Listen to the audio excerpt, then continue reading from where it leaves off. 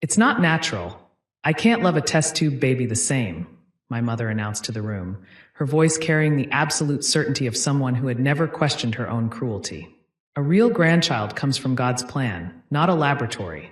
My two sisters nodded vigorously, their children, the natural grandchildren, playing loudly in the next room while I sat frozen, one hand on my pregnant belly, the other clutching my husband Daniel's arm.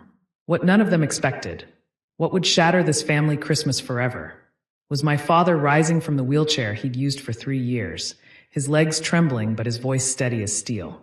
The announcement had been supposed to be joyful.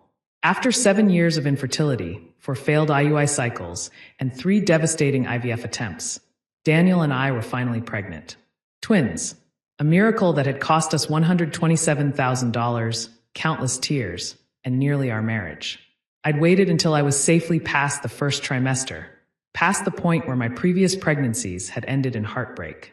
I'd waited until Christmas, when the whole family would be together. I'd waited because I'd foolishly believed that after watching me struggle for so long, my family would celebrate with me. I was wrong. My mother, Judith, had listened to my announcement with a face carved from stone. My sisters, Marlene and Stephanie, had exchanged glances loaded with meaning. Their husbands had suddenly become very interested in their phones. IVF, my mother had said, like the word was profane.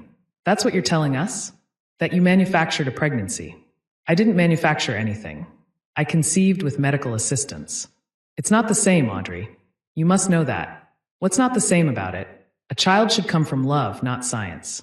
Not needles and petri dishes and doctors playing God. She'd shaken her head slowly.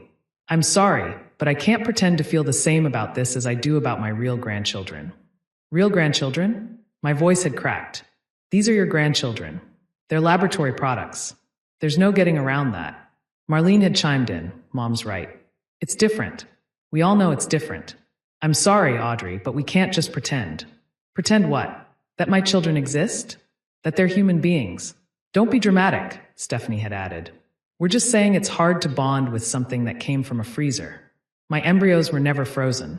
Not that it would matter if they were. See, this is what I mean.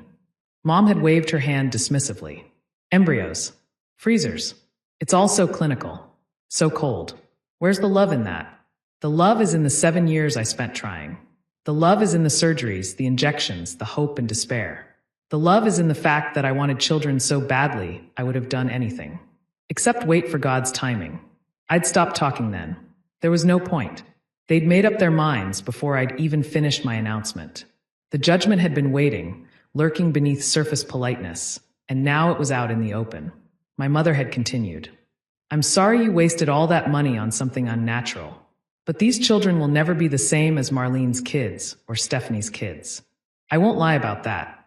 That's when she'd said it, the line that would echo in my memory forever.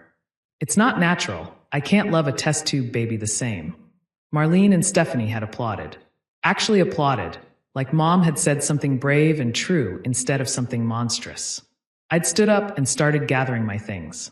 The gifts I'd brought. My coat. My purse. My dignity. Where are you going? Mom had demanded.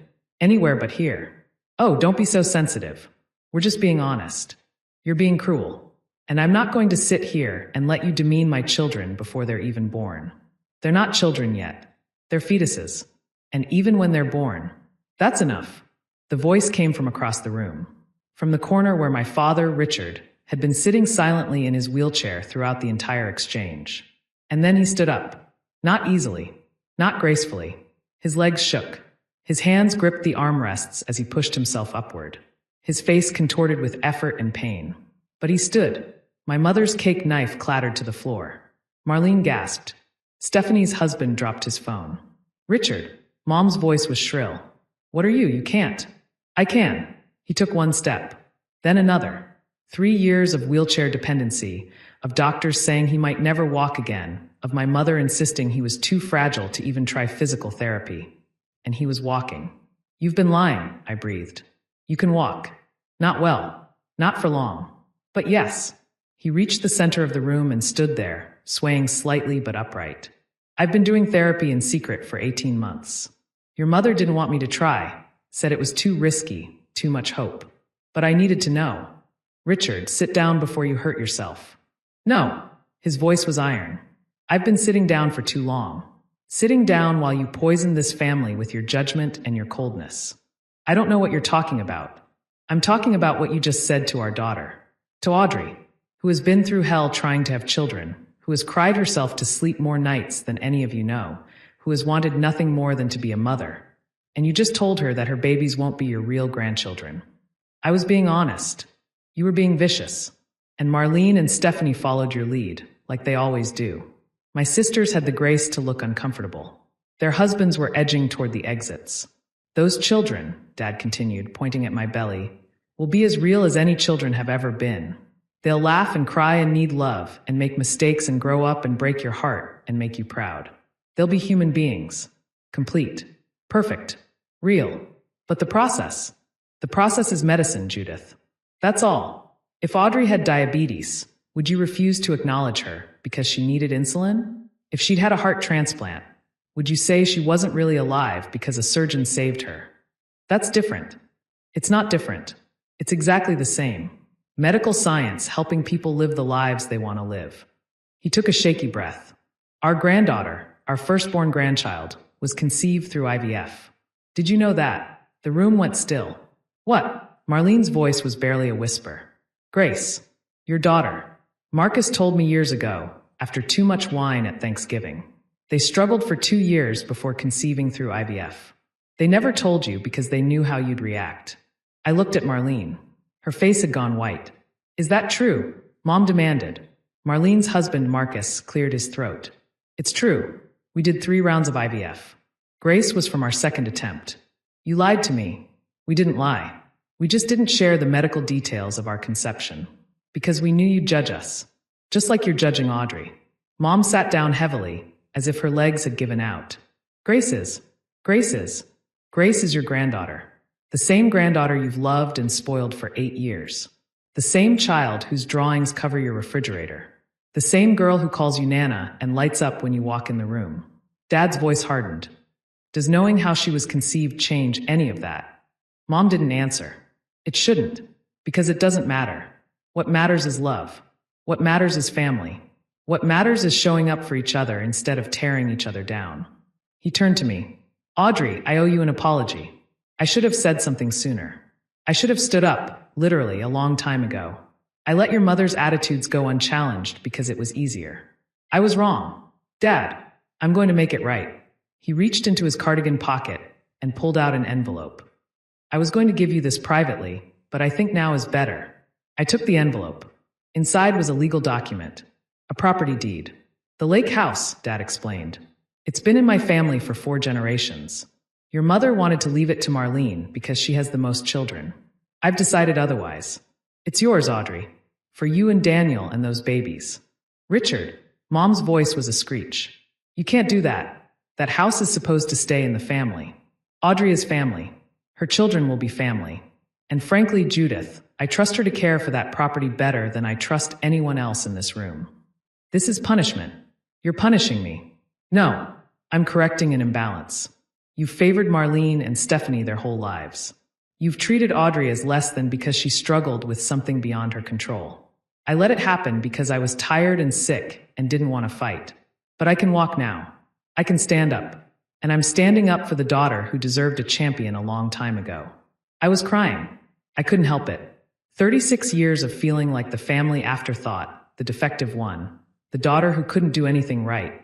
And finally, someone was in my corner. Thank you, I whispered. Don't thank me. Thank yourself for never giving up. Thank Daniel for supporting you through hell. Thank those doctors who made miracles happen every day. He looked at my mother. But don't thank Judith. She doesn't deserve your gratitude. The silence that followed was absolute. Mom stood up slowly. Her face was a mask of fury and humiliation. If this is how you want things to be, Richard, then fine. But don't expect me to pretend everything is normal. I don't expect anything from you anymore. Except maybe some reflection on what kind of mother tells her daughter that her children aren't real grandchildren. I was being honest. You were being heartless. There's a difference. Mom walked out of the room. Marlene and Stephanie followed after shooting me complicated looks, resentment, maybe some shame, definitely confusion. Their husbands lingered awkwardly. For what it's worth, Marcus said quietly. I'm sorry. I should have told the truth about Grace years ago. Maybe it would have changed things. Maybe it wouldn't have, I replied. Mom believes what she wants to believe. Still, congratulations. On the twins. Thank you. He left. Stephanie's husband nodded at me and followed. Daniel, Dad, and I stood alone in the living room, surrounded by abandoned Christmas decorations and the wreckage of family dysfunction. Well, Daniel said finally. That was unexpected. Dad laughed, a dry, tired sound. Life is full of surprises. Speaking of which, he wobbled, and Daniel rushed to steady him. I should probably sit back down. 18 months of secret physical therapy doesn't mean I can run marathons. We helped him back to his wheelchair. He settled into it with a wince. Dad, why didn't you tell me you were getting better? Because I wasn't sure I would, and because I needed to save it for the right moment. He looked at me seriously. I knew your mother would react badly to your pregnancy.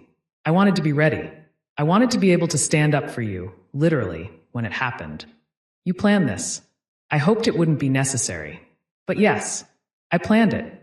The house too. I changed the deed 6 months ago. The moment I knew you were doing IVF again. He squeezed my hand. Those babies deserve a family legacy. And you deserve to know that at least one of your parents believes in you unconditionally. I knelt beside his wheelchair and hugged him.